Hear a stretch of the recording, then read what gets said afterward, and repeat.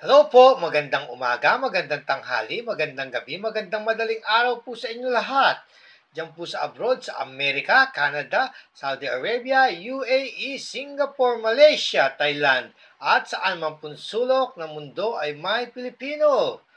At sa ating po mga OFW, magandang buhay po sa inyo lahat. Kamusta po kayo? Okay po, tuloy na po tayo. Medyo pumasada tayo sa doon sa Lazada. Ito po ay natutungkol sa 10 piso, Apolinario Mabini, Andres Bonifacio. Yan. May napasadaan ako sa Lazada, may nagtitinda ng coins natin. Pwede ba magtinda ng coins natin sa Pilipinas? Baka foreigner ang bibili. Pero, eto naman tinitinda niya po Titingnan po natin Yan.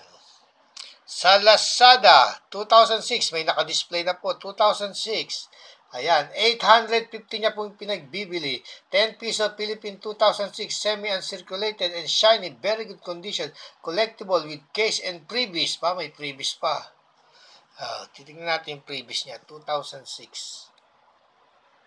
Coinrad, ayan. 10 piso. Ito yung pinagbibili niya, no? Coinrad raw siya. Ito yung niya. May freebies pa. Ano ba itong freebies nito? Hindi lang natin alam kung ano yung freebies niya. Okay po, sana po yung nakapagbigay ko ng kaunting aliw para sa pangongolekta ng coins. Hanggang sa muli po, lagi po nating tatandaan, ang mga barya ay bahagi ng kasaysayan at tayo po ay bahagi ng kasaysayan ng Pilipinas. Bye for now. Don't forget to subscribe.